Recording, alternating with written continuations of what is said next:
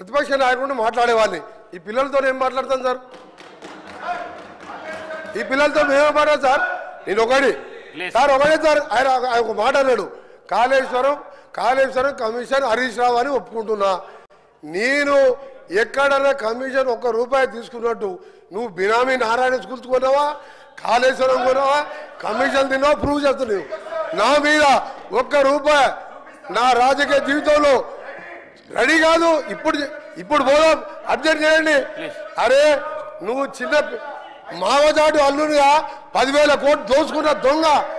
వీళ్ళు మాట్లాడు అధ్యక్ష నా గురించి నా మీద. మినిస్టర్ గారు గౌరవ స్పీకర్ గారికి కోరుతా ఉన్నా అధ్యక్ష, హౌస్ ఆర్డర్లు పెట్టేసే కార్యక్రమం చేయాలి. ఎవరైనా ఏ ఆస్పర్సెన్స్ అయినా అటు నుంచి వచ్చినా ఇటు నుంచి వచ్చినా సార్ వీఆర్ వెరీ క్లియర్. మనం సభా సాంప్రదాయాలను పాటించాలా. డెఫినెట్లీ ఎవరిపైన ఎవరు ఆరోపణలు చేసినా దానికి సంబంధించి మీరు రూల్స్ ప్రకారం ఏ విధంగా మీరు చర్య తీసుకోవాలనో, ఏ విధమైన స్టెప్స్ తీసుకోవాలనో తప్పకుండా చేయండి అధ్యక్ష. We are very clear, we are very open. నేను ఈరోజు సూక్తులు చెప్పడానికి కాదు, చెప్పాను సార్. అది కూడా ఏదైనా తప్పుడే చెప్తామని చెప్తున్నాం కదా. ఈరోజు నేను హరీష్ రావు గారికి కూడా చెప్తా ఉన్నాము, వారు చేసినా మీరు చేసినా ఎవరు చేసినా which is against the principles of legislature should be. ఆ స్టేట్మెంట్స్ కానీ అది కానీ definitely we will definitely sir. నేను కాదంటే నేను చెప్తా ఉన్నాం కదా. We are not. సమయం 11 అవుతున్నది. ప్రశ్నోత్తరాలలో రెండే క్వశ్చన్స్ అయినాయి.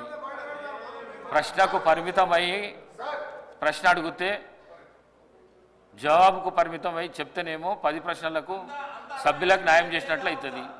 ఈ విధంగా అయితే చేయలేము మేము. దయచేసి కోమటిరెడ్డి వెంకటరెడ్డి గారు మాట్లాడిన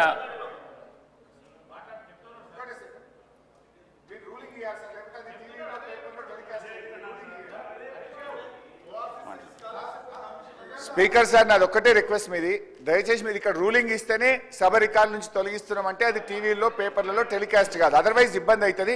ఇంకొక చిన్న సబ్మిషన్ సార్, మనం నార్మల్గా రోడ్ల మీద డ్రంక్ అండ్ డ్రైవ్ టెస్ట్ చేస్తాము.